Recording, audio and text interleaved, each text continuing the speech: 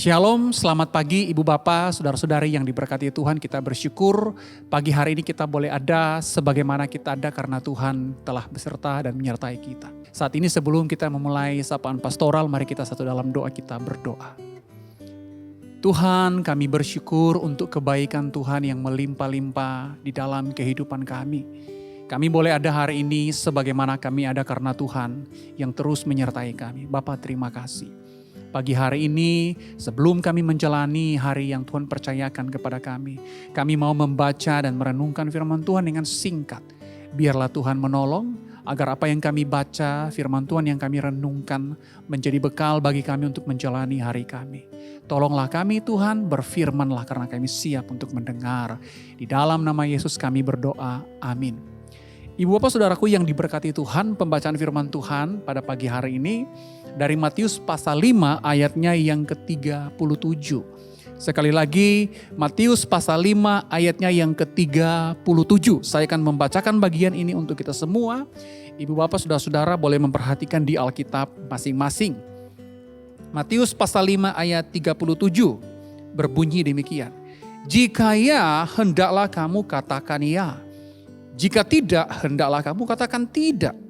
Apa yang lebih daripada itu berasal dari si jahat. Sekali lagi, jika ya hendaklah kamu katakan ya, jika tidak hendaklah kamu katakan tidak.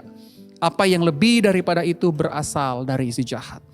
Ibu bapak saudaraku yang diberkati Tuhan, beberapa tahun yang lalu salah satu media sosial mengeluarkan berita dengan menampilkan sebuah foto dari seorang pria. Foto itu ada di salah satu stasiun di Taiwan, di kota Tainan.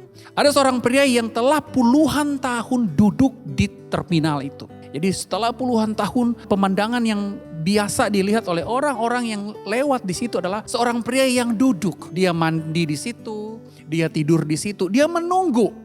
Nah saudara-saudara, nama pria ini adalah Ahji. Jadi sekali lagi nama pria ini adalah Ahji.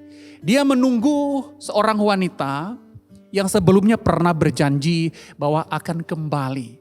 Dan janji itu disampaikan 20 tahun yang lalu. Berita ini kurang lebih dikeluarkan tahun 2012-2013. Dan Ahji di saat itu berusia 47 tahun. Sudah 20 tahun dia menunggu, tetapi perempuan yang berjanji itu tidak datang-datang. Nah saudaraku yang diberkati Tuhan, sudah banyak orang yang bilang, Aji ngapain kamu nunggu yang tidak jelas. Tetapi Aji tidak menghiraukan, dia tetap menunggu. Saudaraku yang diberkati Tuhan, salah satu contoh yang paling menghancurkan kehidupan orang melalui perkataan adalah perkataan yang tidak berintegritas. Aji termakan oleh janji yang palsu. Seberapa sering kita tergoda untuk mengeluarkan perkataan-perkataan yang bohong dalam hidup kita.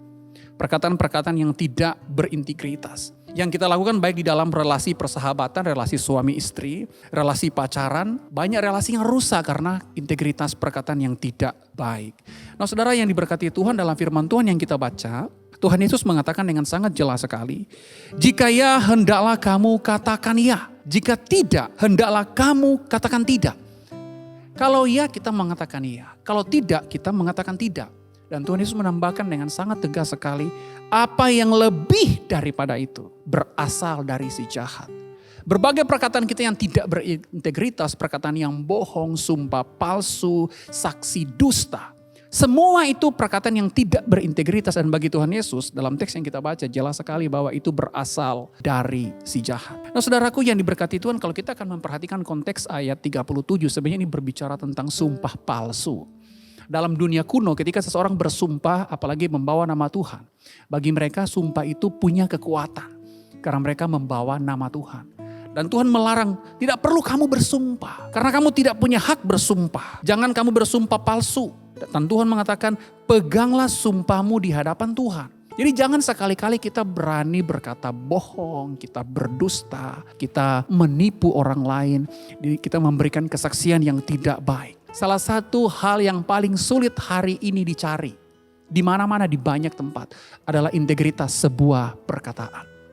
Sejauh mana perkataan kita mengandung arti yang sebenarnya atau mengandung kebenaran. Nah saudaraku yang diberkati Tuhan, pada pagi hari ini mari kita memulai hari ini dengan belajar untuk mengucapkan kata jika ya, katakan ya, jika tidak, katakan tidak. Lewat kata-kata kita menjadi berkat bagi orang lain. Lewat kata-kata kita menjadi berkat bagi banyak orang di sekitar kita. Kiranya Tuhan menolong kita. Mari kita berdoa. Tuhan, kami bersyukur untuk kebaikan yang Tuhan limpah-limpahkan di dalam hidup kami. Biarlah Tuhan terus menjaga dan melindungi kami sepanjang hari ini ketika kami menjalani hari. Berikan kepada kami perkataan-perkataan yang bertanggung jawab dan yang berintegritas. Sehingga apa yang kami ucapkan adalah hal yang benar. Kami mengucapkan ya untuk hal yang ya. Kami mengucapkan tidak untuk hal yang tidak. Kami tidak menambah, kami tidak mengurangi. Sehingga kami mampu mengeluarkan perkataan-perkataan yang berintegritas. Jauh dari hal-hal yang tidak benar di hadapan Tuhan. Tolong kami Tuhan, sertai perjalanan kami sepanjang hari ini. Berkati setiap usaha kami sepanjang hari ini. Terima kasih di dalam nama Yesus kami berdoa. Amin. Baik Ibu Bapak Saudaraku yang diberkati Tuhan, selamat menjalani hari ini. Kiranya Tuhan memberkati kita. Amin.